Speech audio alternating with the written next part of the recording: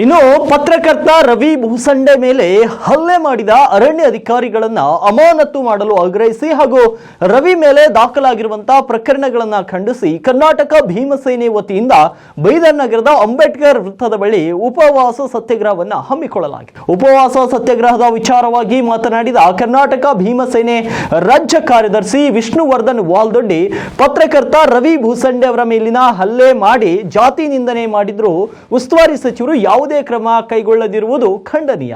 ಅದರಿಂದ ನಾವು ಈ ಉಪವಾಸ ಸತ್ಯಾಗ್ರಹದ ಮೂಲಕ ಎಚ್ಚರಿಕೆ ನೀಡುತ್ತೇವೆ. ರವಿಗೆ ನ್ಯಾಯ ಸಿಗುವವರೆಗೂ ನಮ್ಮ ಈ ಉಪವಾಸ ಸತ್ಯಾಗ್ರಹ ಮುಂದುವರಿಯುತ್ತದೆ. ಅದೇ ರೀತಿ ಪತ್ರಕರ್ತನ ಮೇಲೆ ಸುಳ್ಳು ಪ್ರಕರಣ ದಾಖಲಿಸಿರುವಂತಹ ಅಧಿಕಾರಿಗಳ ಮೇಲೆ ಕ್ರಮ ಕೈಗೊಳ್ಳಬೇಕು ಅಂತ ಆಗ್ರಹಿಸಿದ್ದಾರೆ. ಇದೇ ವೇಳೆ ಹಿರಿಯ ದಲಿತ ಹೋರಾಟಗಾರ ವಜೀನಾಥ್ ಸೂರ್ಯವಂಶಿ ಮಾತನಾಡಿ, ಪತ್ರಕರ್ತ ರವಿ ಮೇಲೆ ಹಲ್ಲೆ ಮಾಡಿದ್ದಾರೆ, ಆದರೆ ಈ ಅಧಿಕಾರಿಗಳಿಗೆ ಮ್ಯಾನ್ ಹ್ಯಾಂಡಲಿಂಗ್ ಮಾಡಲು ಅನುಮತಿ ಇಲ್ಲ. ಅರಣ್ಯ ಮಂತ್ರಿಗಳು ನಮ್ಮವರೇ ಆದರೂ ಕ್ರಮ ಕೈಗೊಳ್ಳದೇ ಇರುವುದು ದುಃಖದ ಸಂಗತಿ.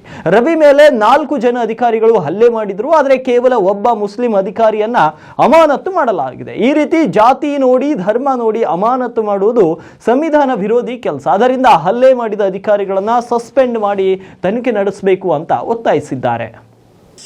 ಏಪ್ರಿಲ್ 15ನೇ ತಾರೀಕು ಮಾನ್ಯ ಮುಖ್ಯಮಂತ್ರಿಗಳು ಬೀದರ್ ಜಿಲ್ಲೆಗೆ ಆಗಮಿಸ್ತಾ ಇದ್ರು. 16ನೇ ಏಪ್ರಿಲ್ಗೆ 15ನೇ ಏಪ್ರಿಲ್ ಅವತ್ತು ರಾತ್ರಿ ಸುಮಾರು 9 ಗಂಟೆಗೆ ಪತ್ರಕರ್ತರಾಗಿರ್ತಕ್ಕಂಥ ರವಿ ಭೂಸಂಡೆನವರು ಮಾನ್ಯ ಜಿಲ್ಲಾಧಿಕಾರಿಗಳು ಬೀದರ್ನಲ್ಲಿ ಏನೇನು ಕೆಲಸ ಮಾಡಿಸ್ತಾ ಇದ್ದಾರೆ, ಅಡ್ಮಿನಿಸ್ಟ್ರೇಷನ್ ಏನು ಕೆಲಸ ಮಾಡ್ತಾ ಇದೆ ಅಂತ ಹೇಳ್ಬಿಟ್ಟು ಬೀದರ್ನಲ್ಲಿ ಕೆಲ ಸುದ್ದಿ ಮಾಡಬೇಕಂತೇಳಿ ಅವರು ತಮ್ಮ ಕೆಲಸ ಕಾರ್ಯದಲ್ಲಿ ತೊಡಗಿಕೊಂಡಿರುವಾಗ ಬೀದರ್ ನಗರದ ಸಿದ್ರಿ ರಿಂಗ್ ರೋಡ್ ಹತ್ತಿರ ಅರಣ್ಯ ಅಧಿಕಾರಿಗಳು ಮಾನ್ಯ ಪತ್ರಕರ್ತರಾಗಿರ್ತಕ್ಕಂಥ ರವಿ ಭೂಸಂಡೆ ಅವರ ಮೇಲೆ ಹಲ್ಲೆ ಮಾಡಿರೋದು ಈಗಾಗಲೇ ಎಲ್ಲ ಸಾಮಾಜಿಕ ಜಾಲತಾಣಗಳಲ್ಲಿ ಹರಿದಾಡಿರೋದು ಎಲ್ಲ ಗಮನಕ್ಕೆ ಬಂದಿರತಕ್ಕಂಥ ವಿಷಯನೇ. ಆದರೂ ಕೂಡ ಎಂಥ ದುರಂತ ಅಂದರೆ ಇವತ್ತು ನಮ್ಮ ಬೀದರ್ ಉಸ್ತುವಾರಿ ಸಚಿವರಾಗಿರ್ತಕ್ಕಂಥ ಈಶ್ವರ್ ಖಂಡ್ರೆ ಅವರ ಈ ಒಂದು ಇಲಾಖೆಯಲ್ಲೇ ಯಾವ ರೀತಿ ಗುಂಡವರ್ತನೆ ಮಾಡ್ತಾ ಇದ್ದಾರೆ ಅಧಿಕಾರಿಗಳಂತಂದ್ರೆ, ಒಬ್ಬ ಪತ್ರಕರ್ತರ ಮೇಲೆ ಏಕಾಏಕಿ ಹಲ್ಲೆ ಮಾಡಿರೋದು, ಅವನಿಗೆ ಜೀವ ಬೆದರಿಕೆ ಹಾಕಿರೋದು, ಮತ್ತೆ ಪ್ರೈವೇಟ್ ವೆಹಿಕಲಲ್ಲಿ ಅವನು ತಗೊಂಡು ಹೋಗಿ ಅವನ ಜಾತಿ ನಿಂದನೆ ಮಾಡೋದು, ಇಷ್ಟೆಲ್ಲ ಆದರೂ ಪ್ರಕರಣ ಬೆಳಕಿಗೆ ಬಂದರೂ ಕೂಡ ಮಾನ್ಯ ಉಸ್ತುವಾರಿ ಸಚಿವರು ಸಿಬ್ಬಂದಿಗಳ ಮೇಲೆ ಯಾವುದೇ ರೀತಿ ಕಾನೂನು ಕ್ರಮ ಕೈಗೊಳ್ಳದಿರೋದು ಬಹಳ ಖಂಡನೀಯವಾಗಿರ್ತಕ್ಕಂಥದ್ದು. ಮನೆಯೇ ಇವತ್ತು ನಾವು ಉಪವಾಸ ಸತ್ಯಾಗ್ರಹ ಮುಖಾಂತರ ಉಸ್ತುವಾರಿ ಸಚಿವರಿಗೆ ಒಂದು ಎಚ್ಚರಿಕೆ ನೀಡ್ತಾ ಇದ್ದೀವಿ. ನಾವೇನಪ್ಪ ಅಂದರೆ ಪತ್ರಕರ್ತ ರವಿ ಅವರಿಗೆ ನ್ಯಾಯ ಸಿಗೋವರೆಗೂ ನಮ್ಮ ಇದು ಅನಿರ್ದಿಷ್ಟಾವಧಿ ಏನು ಉಪವಾಸ ಸತ್ಯಾಗ್ರಹ ಇದೆಯೋ ಇದು ಮುಂದುವರಿಸ್ತೀವಿ ಅಂತೇಳಿ ಅವ್ರಿಗೆ ಎಚ್ಚರಿಕೆ ನೀಡ್ತೇನೆ. ಇನ್ನೊಂದು ಮುಖ್ಯ ವಿಷಯ ಏನಪ್ಪ ಅಂದರೆ, ಏಪ್ರಿಲ್ 15ನೇ ತಾರೀಕು ರವಿಯವ್ರ ಮೇಲೆ ಹಲ್ಲೆ ಆಗಿರೋದನ್ನ ಏಪ್ರಿಲ್ 16ನೇ ತಾರೀಕಿಗೆ ನಾವು ದಿನಾಂಕ 15/4 ರವಿ ಭೂಸಂಡೆ ಪತ್ರಕರ್ತರ ಮೇಲೆ ಅರಣ್ಯ ಇಲಾಖೆ ಸಿಬ್ಬಂದಿಯವರು ಹಲ್ಲೆ ಮಾಡಿದ್ದಾರೆ.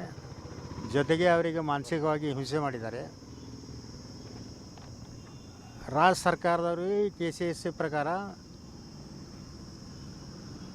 ಮ್ಯಾನ್ ಹ್ಯಾಂಡ್ಲಿಂಗ್ ಮಾಡೋ ಅಂಥ ಪವರ್ ಅವ್ರಿಗೆ ಯಾರಿಗೂ ಇಲ್ಲ, ಜೊತೆಗೆ ಪೊಲೀಸರಿಗೂ ಇಲ್ಲ ಅದು.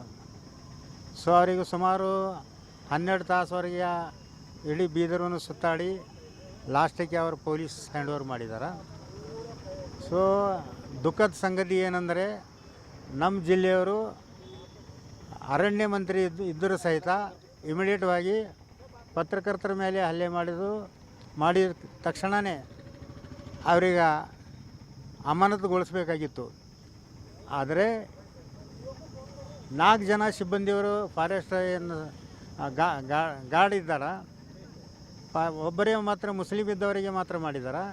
ಮಿಕ್ಕಿ 3 ಜನರಿಗೆ ಅವರು ಹಿಂದೂ ಇದ್ದಾರನ್ಕೋಸ್ಕರ ಅವ್ರಿಗೆ ಸಸ್ಪೆಂಡ್ ಮಾಡಿಲ್ಲ. ಇದು ತಾರತಮ್ಯ ತೋರಿಸ್ತಿದೆ. ಜೊತೆಗೆ ಡಿಪಾರ್ಟ್ಮೆಂಟ್ನಲ್ಲಿ ಈ ಥರ ಜಾತಿ ನೋಡಿ ಅಥವಾ ಧರ್ಮ ನೋಡಿ ಅವರಿಗೆ ತಾರತಮ್ಯ ಮಾಡ್ತಾರೆ ಅನ್ನೋದು ಇದು ಖಂಡನೀಯ ಅದ, ಸಂವಿಧಾನ ವಿರೋಧ ಅದ. ಅದಕ್ಕೆ ಇಮಿಡಿಯೇಟ್ವಾಗಿ ನಮ್ಮ ಸಂಘಟನೆ ವತಿಯಿಂದ ಏನು